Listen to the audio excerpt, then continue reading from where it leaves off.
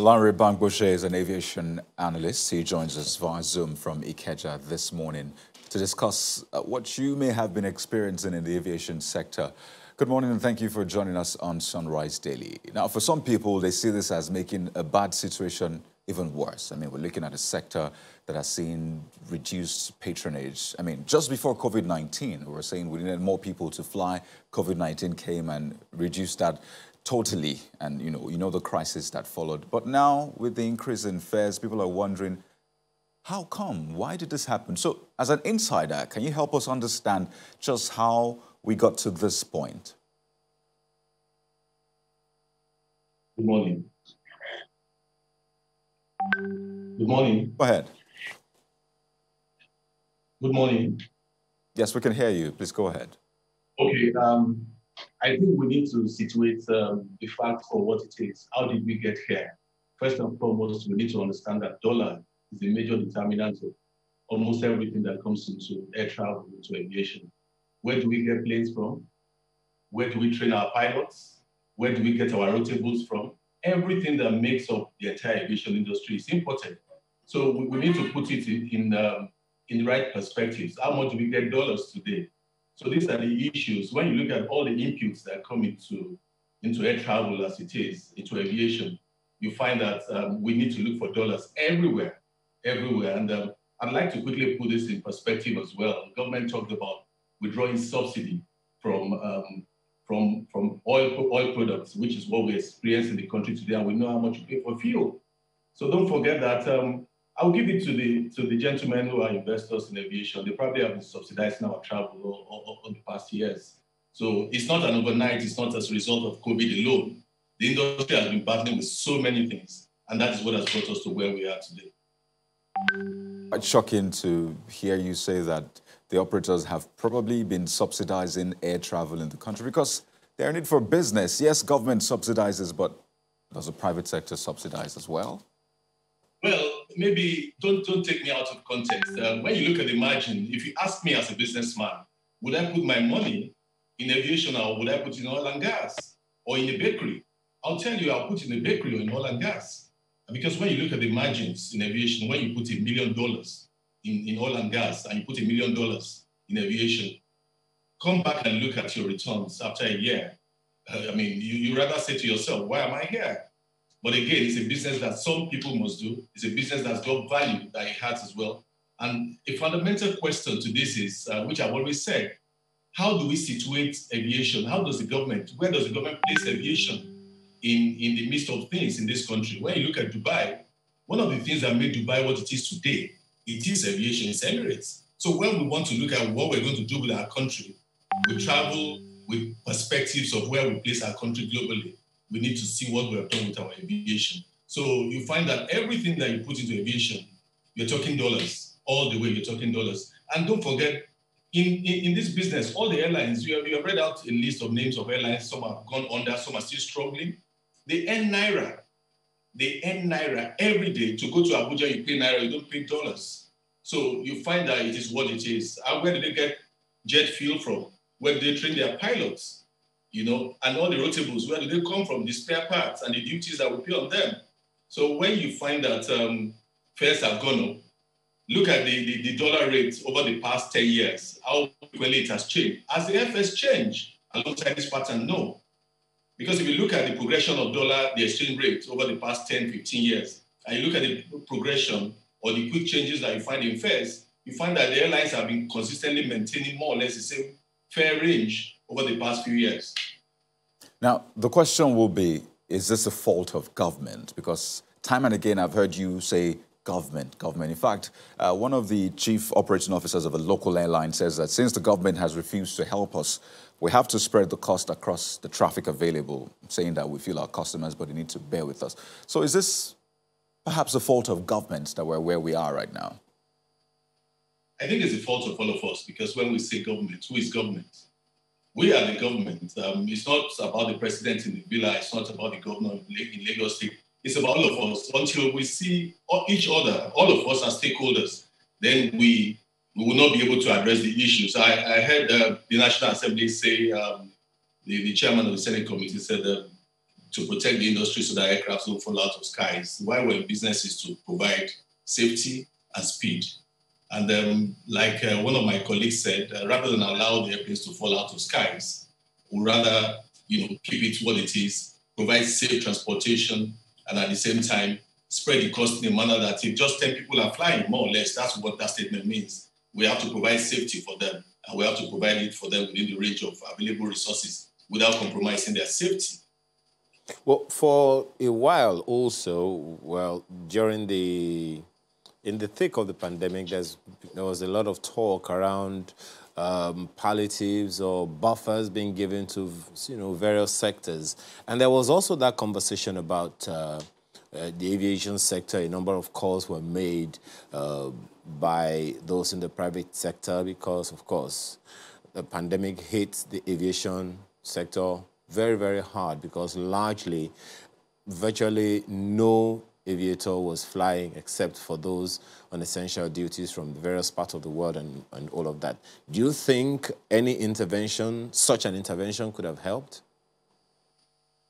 I think it will, because when you look at the industry globally, even IATA requested that government and different financial institutions support aviation in a manner that it can kickstart, restart itself more or less to provide that service.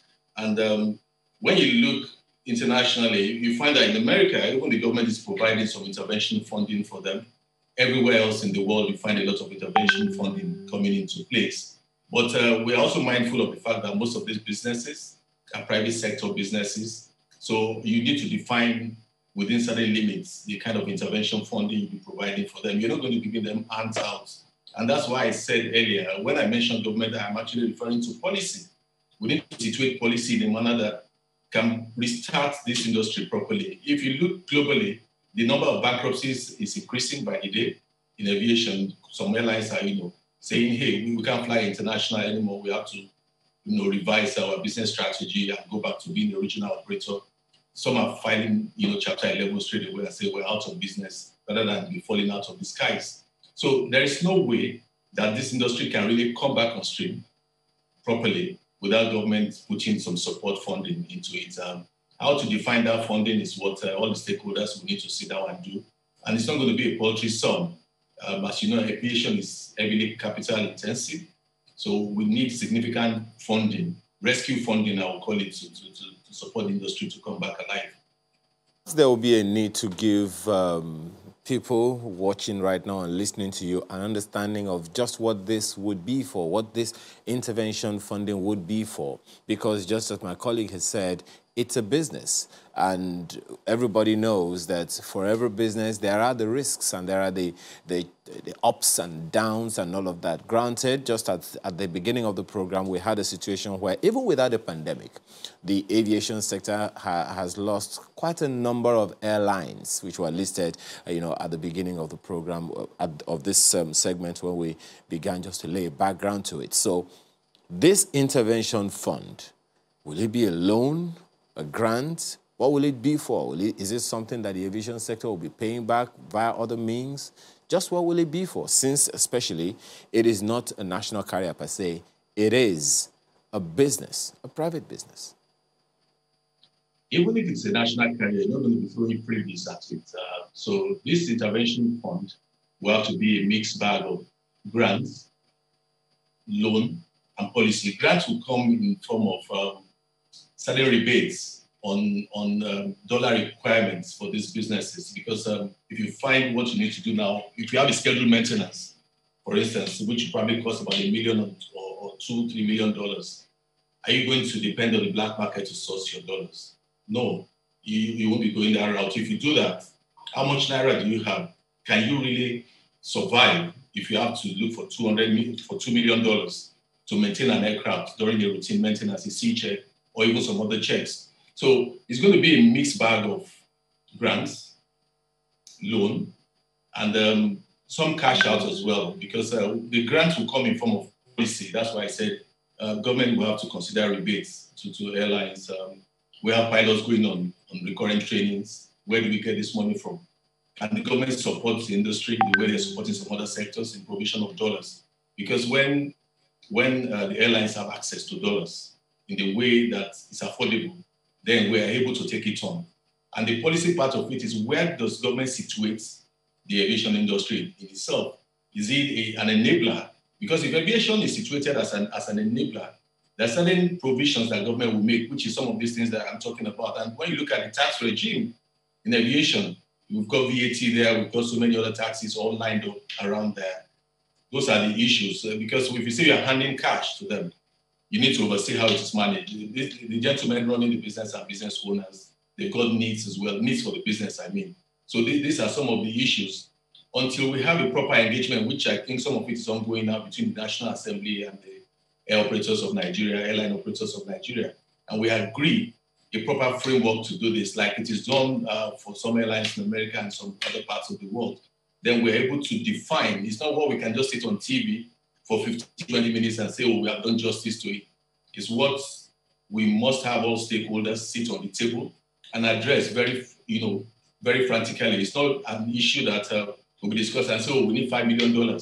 Okay, what do you need it for? If I'm sitting as a minister today, if you need $5 million, either as Minister of Finance or as Minister of Transport, Aviation, I'm not going to throw cash at you. I'm going to sit down with you and look through it line by line and situate it within the objective of government and the policy of government, which I think our minister is doing as well. And we agree on the way forward on this. Well, would you say that's the thinking then behind the proposal, government's proposal for that 5 billion naira bailout? I think 4 billion naira for the operators and then 1 billion naira for agencies and other companies, allied companies. Would you say that's the thinking? Because for a lot of operators and stakeholders, they're saying 5 billion naira, what? I mean, for a C check, you just mentioned $2 billion, that's almost 1 billion naira. So that's maybe the C check for just maybe 4 aircraft or 5 thereabouts. So would you say that's the thinking really, saying, don't let's throw cash at them, let's find other ways to palliate the situation? I think it's part of it, but $5 billion naira is just a drop in the ocean for the industry. It won't even solve the problem of one or two airlines. So what would be maybe a tank in that ocean or a huge chunk? What do you think will be appropriate as bailout for the aviation sector? I can't throw an exact figure on that, but like I said, the stakeholder engagement is ongoing. That's where we'll be able to determine how much exactly, because the need varies from airline to airlines. Some operate, we've got an Airfares that operates a large fleet. We've got an ARIC, we've got an Aero, we've got Overland. We have Max Air, we have Asma, we have new entrants like Ibom Air, and I understand a few more are coming on stream. So we need to address their needs based on what they're putting on the table. I mean, we've got other smaller airlines as well who provide very strategic services to the industry. Some support agriculture, some support oil and gas. So we need to situate all of this within the very strategic needs and then put what it is that is there. Because you could imagine our friend is talking about supporting the industry, so also is African Development Bank. Everybody sees it. I mean, it is what it is. The pandemic has come in a manner that the struggling industry has been dragged further on its knees. Because if you look at it, the pandemic actually knocked down aviation completely when you have airlines sitting down for so long. You know, it will interest you to know that when you park an aeroplane, it costs you money to park an aeroplane as much as it costs you money to fly. It turns out to be more expensive when you park it because you have to have a maintenance program on it. So you find that for the past few months that this industry had not been active at all.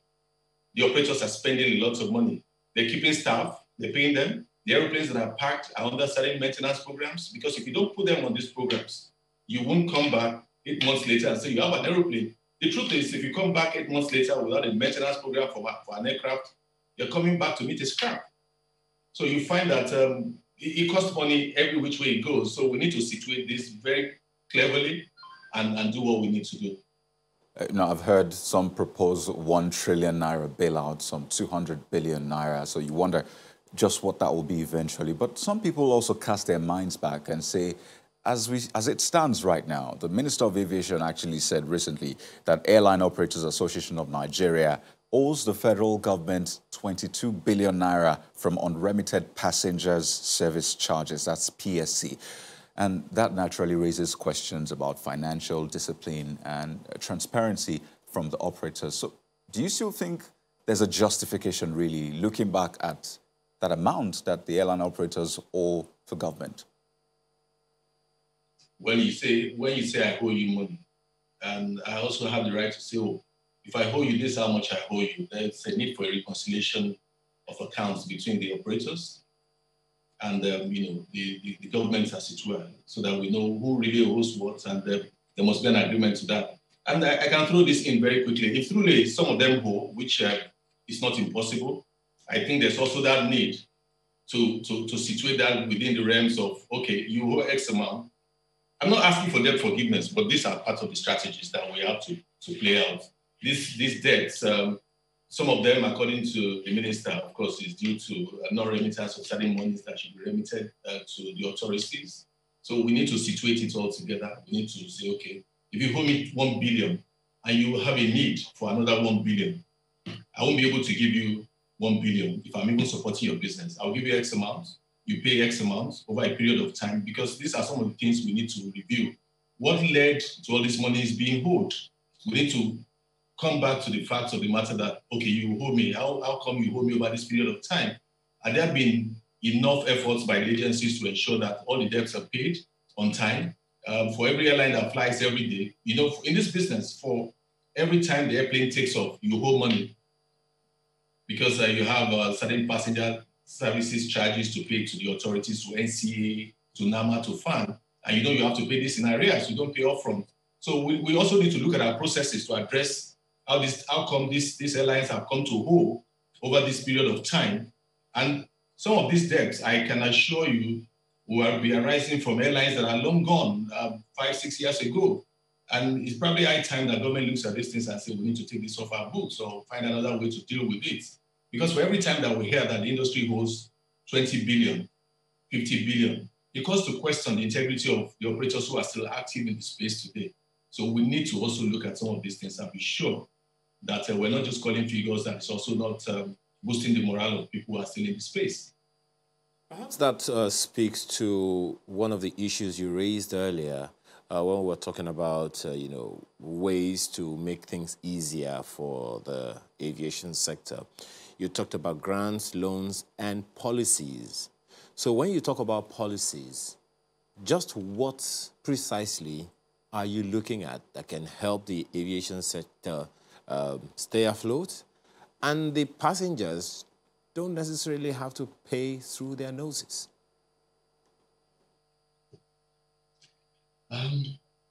That I would say is a very broad spectrum of things to do. One of which is you can't take aviation out of infrastructure. And when you look at infrastructure, I know the government is doing quite a number of things to support the industry from the perspective of spending quite some money on airport infrastructure redevelopment and all of that. Quite a lot of money have been brought in through Chinese loans and the rest of them to redevelop our airport infrastructure. Because when you look at the states, navigational equipments and all of that, you find that there are quite a number of airports across the country today. How many of them are really operational? We need to look at the economics of our airports. We also need to look at other policies. When you look at the entry policy into Nigeria today for foreign airlines, you find quite a number of foreign airlines flying Lagos, Abuja, Port Harcourt, Kano, Soma, even Enugu. So how does that help the growth of our domestic airlines? That's one major policy issue.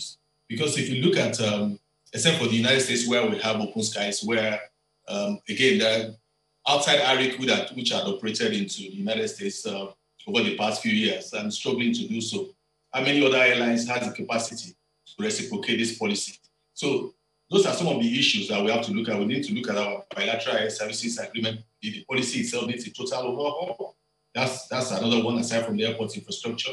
And we need to also look at the business model of our airlines. What are we doing with all the airports that are sitting in Ibadan and the rest of them? Until we make all of this work and situate it with a grand policy. Mind you, there is a master plan for aviation development in this country. We need to go back to it, dust it up properly, and make it work. Because the people that created these policies knew what they were doing. But I think we have suffered enough from policy deviation at some level. We just pick and choose in a manner that it does not build synergy that can drive growth for the industry. So a total overhaul of policy comes from the air service agreement, our airports, what's our strategy for our airports? Are we commercializing them? Are we privatizing them? Are we concessioning them? Because we need to run this infrastructure as business to make them attractive also to the airport, to the airline operators. For as long as we keep them as government businesses, look at the growth that we've had in telecom industry, and look at aviation. We have talked about commercialization in aviation far ahead of talking about the same thing for telecommunication. But look at the growth in telecommunication. Look at the level of penetration and how much growth it has experienced. Aviation will remain struggling if we don't make it a proper business. We have not really made it a business. The airports are there. I know there are very touchy issues about, if you concession, people will not be happy, people will be out of jobs. But as it is going, we need to run the business. We need to even run the country as a business. Well, an effort at that, in the not too distant past would probably suggest, maybe there are things that we need to do in that regard. But you also mentioned airline operators earlier, and it brought to my mind what the Director General of the NCAA had suggested at one, as a result of all of this, that he foresees a possible merger of airline operators in Nigeria so that they can stay afloat. Do you see that something that's even considerable? That will work with some people and it will not work with some others. What is the philosophy of each business? Are their philosophies agreeable in a manner that airline A can merge with airline B? What is your modus operandi? An airline that is primarily structured to service secondary airports may not necessarily need to merge with another airline, but to also build synergies, which is what we talk about, interline, code share, and the rest of them. We can try it domestically. I'll take you back a short history. Some years back, we had an airline in this country called ADC, EAS, and Bellevue at the time. And they had this very, very, very, very, very creative idea of, we've got a wave of about 5 departures between 7 and for instance, 11 o'clock in the morning. If, for instance, you miss your 7 a.m. departure, you can just, that's a Bellevue departure, you can jump on 8:30 departure by EAS or something. That worked to some extent. But again, like I said, it comes to the philosophy of the businesses and the owners of those businesses. As you know, we were particularly very egoistic in this country, some of us, not all of us. And what we say, this is my airline, so I'll do it the way I want. So those are some of the issues. And at some point, when this relationship blossoms, it tends to fall apart. So we were getting to that stage where we all have to sit together and clearly address the issues and say, this is what we want. So measures, yes, for those with agreeable philosophy, but cooperation, I would rather push for cooperation than measures, because how do you bring an airline A to talk to airline B? Perhaps acquisition, maybe that will work, but it's an open discussion. It's subject to agreement between airline A and airline B. A merger can be considered, which will bring economy of scale to the table. We have seen big mergers in America and in some other parts of the world. Maybe we could experience the same in this country. So the DG in his wisdom has spoken well. As much as I agree with him, I also see a roadblock there regarding ownership of some of those airlines. We're winding down in less than a minute. And just to be clear, just to clear this, because we began talking about the airfares, would airlines have increased fares without consulting NCAA? Because I understand that the provision says a carrier that may so wish to change rates should intimate the Directorate of Air Transport Regulation of the NCAA. So would they have done that without the no of the NCAA? I think we may be losing sight of some internal workings of airlines when we say they have increased fares. Over the past years, it's always been the standard practice. You can actually fly to Abuja for 30,000, in spite of everything we were saying today that fares have gone up. It's about when you buy. Airlines have got a pricing module. The pricing modulation is flexible in a manner that I can sell future. I can sell Abuja for February 2021 for 25,000 Naira. And some guy will buy that 21st February 2021 for 25,000 Naira. Some other guy will buy the same thing for 100,000 Naira. don't forget that everybody is talking about price increase now. Some of them are actually, I'm not ruling out the fact that there's been some adjustments in fares. Some of them are late, last-minute buyers. When you buy all over the world, it's standard practice for the business, for the industry. You pay more. But when you buy weeks, months ahead, you pay less. So when you say airlines have actually increased their fares, have they really increased their fares? I don't think so. Right. It's also about people who are doing last-minute buying. Yeah, there's been some modulation to pricing, which, slight adjustments and all of that. But well, that is spoken very well, Mr. Larry Bangbushe. I see what you did there, but would like to thank you so much for sharing your thoughts with us on the program. Mr. Larry Bangbushe is an aviation analyst. He joins us via Zoom from Ikeja.